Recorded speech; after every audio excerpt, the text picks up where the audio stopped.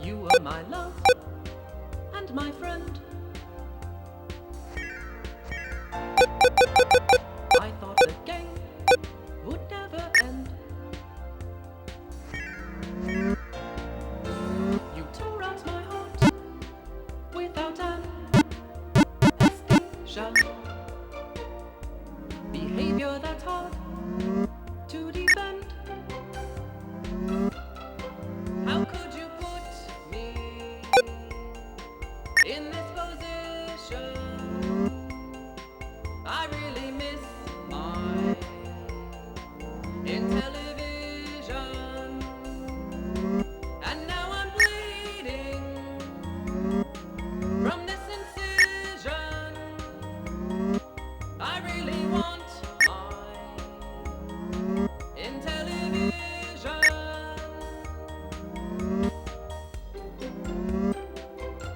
I miss your control.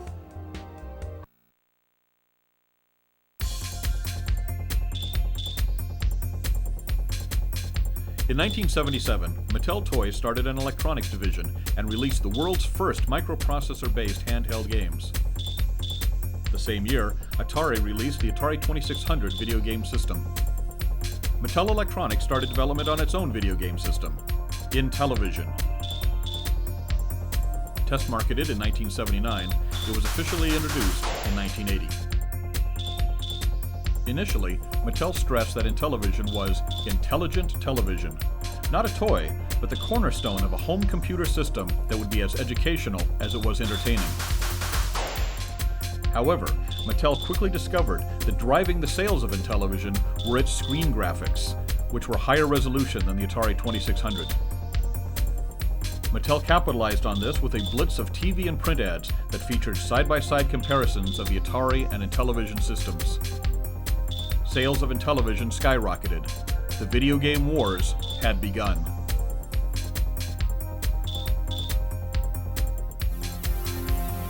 During 1981, Mattel hired programmers as fast as possible to meet the demand for more games. This was a new industry, so enthusiasm and energy were more important than experience. Most of those hired were in their early 20s. For many, designing Intellivision games was their first job. A TV Guide profile of the Intellivision programmers dubbed them the Blue Sky Rangers. So many people were arriving, there was no place to put them. Throughout Mattel's headquarters in Hawthorne, California, pockets of Intellivision programmers were crammed wherever some extra office space could be found. Early in 1982, the staff was moved into a warehouse down the block from the main Mattel building. They continued to work on Intellivision games while the warehouse was being remodeled into an office building around them. With Intellivision racking up phenomenal sales, Mattel attacked the market aggressively. A voice module was announced that would add synthesized speech to new games. M-Network, translations of Intellivision games for play on the Atari 2600, was introduced. In 1982, the rate of hiring was increased.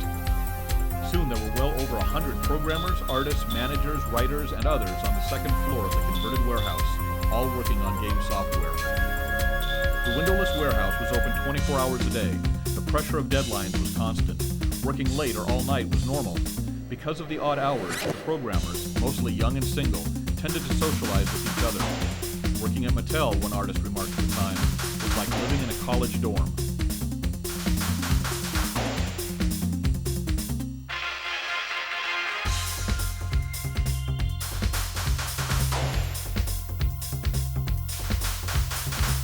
Life seemed to be half stress, half party. Half stress, half party was a good description of the video game industry in general. By summer 1982, the Atari Intellivision war was in full swing.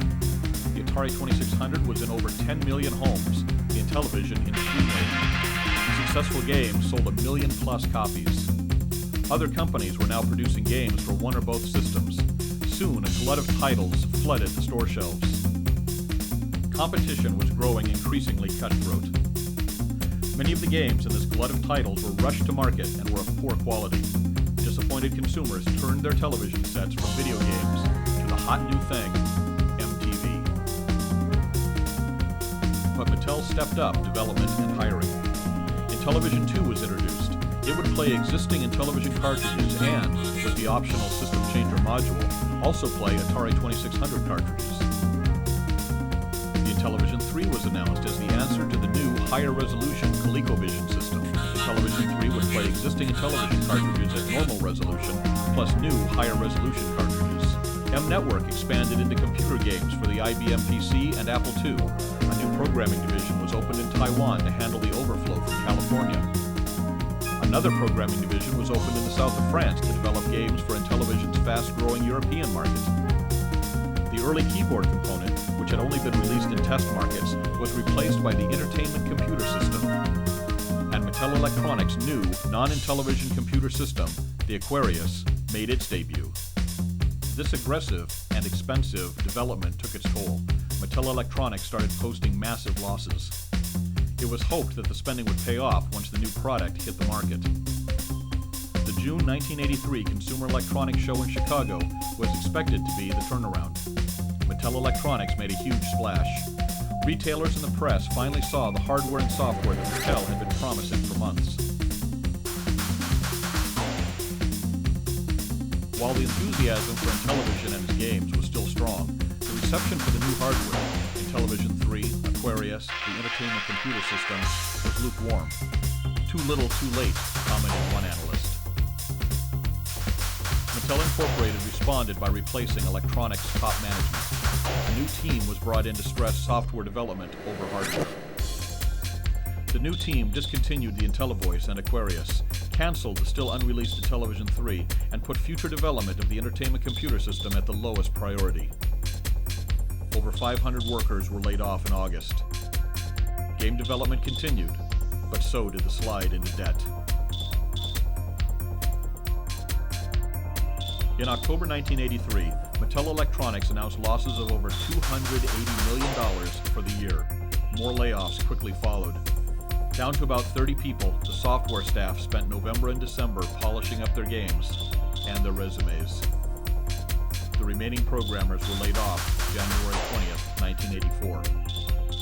They threw a wake for Intellivision. But Intellivision refused to die. The former marketing VP for Mattel Electronics bought the rights to the system and started INTV Corporation. INTV contracted with some of the original programmers to create new Intellivision games.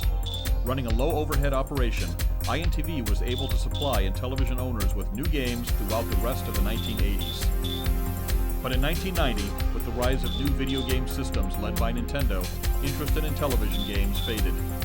INTV was forced to close up shop.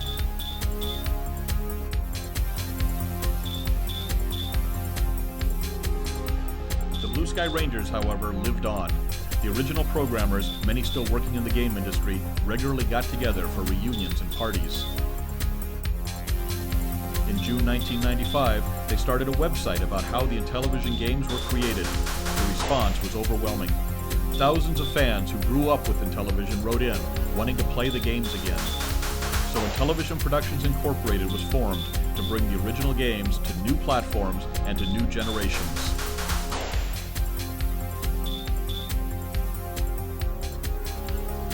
More than 2 decades after the original idea, Intellivision lives.